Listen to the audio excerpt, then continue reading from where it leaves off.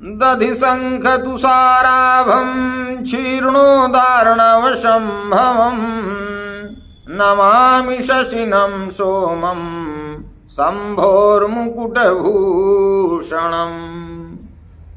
प्रिय मित्रों, सादर नमस्कार। यदि कोई जातक अवसाद से ग्रस्त है, तनाव से ग्रस्त है, चिंता से ग्रस्त है, तो उसका क्या कारण है? स्ट्रेस, डिप्रेशन, एंजाइटी, इन सब बीमारियों से अगर कोई ग्रस्त है तो उसका कारण मुख्य रूप से चंद्रमा है। यदि चंद्रमा या लग्न से चतुर्थ भाव पीड़ित है तो ऐसे जातक में डिप्रेशन और अवसाद अर्थात स्ट्रेस, चिंता अधिक रहती है। कहा गया है कि यदि चंद्रमा और शनि कहीं दोनों एक साथ हो, यदि लग्न कुंडली देखिए, यदि चंद्रमा और शनि दोनों एक साथ हैं तो ऐसे व्यक्ति में जब भी चंद्रमा चलित कुंडली में गोचर में जब भी चंद्रमा पीड़ित होगा तब उसे यह परेशानी आ जाएगी। यदि चंद्रमा पीड़ित हो, शनि की महादशा चल रही हो, तो ऐसे व्यक्ति में डिप्रेशन, तनाव, चिंता आदि जो है वह देखे जाएंगे अधिक मात्रा में।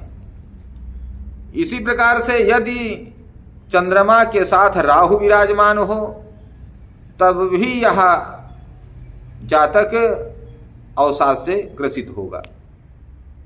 निर्णय लेने की उसकी क्षमता जो है वह कम हो जाती है, वह हमेशा ऊहापोह की स्थिति में रहता है। तो शनि और चंद्र जहां और जिस भाव में होंगे उस भाव से संबंधित चिंता उनको रहेगी। यदि चंद्रमा और शनि द्वितीय भाव में है तो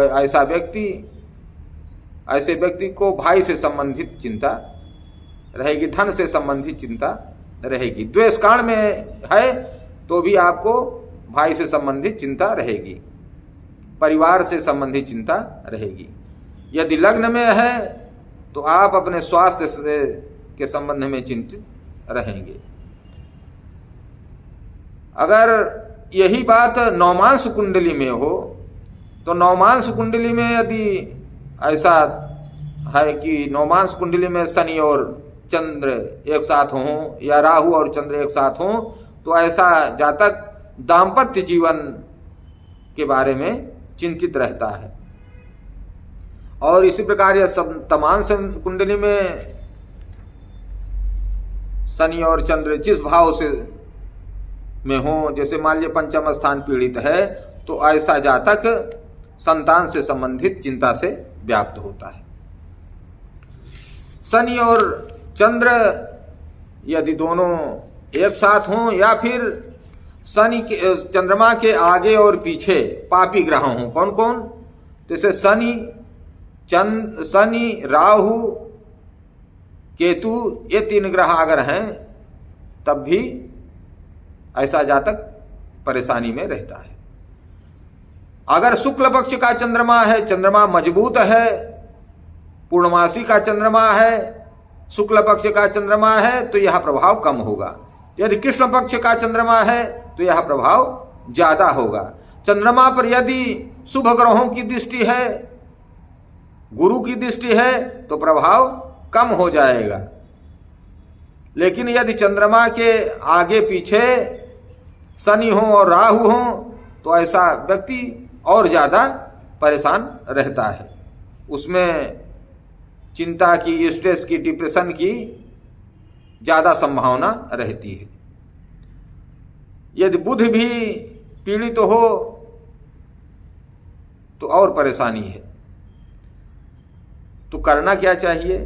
देखिए, अगर लग्न कुंडली में चंद्रमा कारक हो तो ऐसे व्यक्ति को एक मोती अवश्य धारण करना चाहिए। जैसे अगर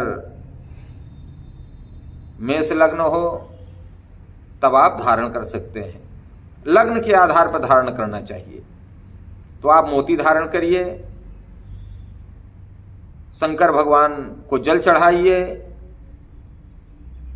पूर्णमासी के दिन खीर का भोग लगाइए चंद्रदेव को और स्वयं पाइए और लोगों को भी प्रसाद बांटिए। स्वयं सफेद चीज़ों का सेवन करें, खीर वगैरह का, काजू का, तो चंद्रमा मजबूत होगा और आप स्ट्रेस से मुक्त हो जाएंगे। मुक्त क्या, उसमें कमी आ जाएगी, जो इसके दुष्प्रभाव हैं उसमें कमी आएगी और शुभता मिलेगी। हर हर महादेव। जय श्री कृष्ण, जय श्री राधे। चैनल को अगर अभी तक आपने सब्सक्राइब नहीं किया तो सब्सक्राइब कर लें, अच्छा लगे तो लाइक करें, लोगों में शेयर करें, और कुछ कहना चाहते हैं तो कमेंट में और अपनी बात रखें। हर हर महादेव। जय श्री कृष्ण, जय श्री राधे, जय दुर्गे।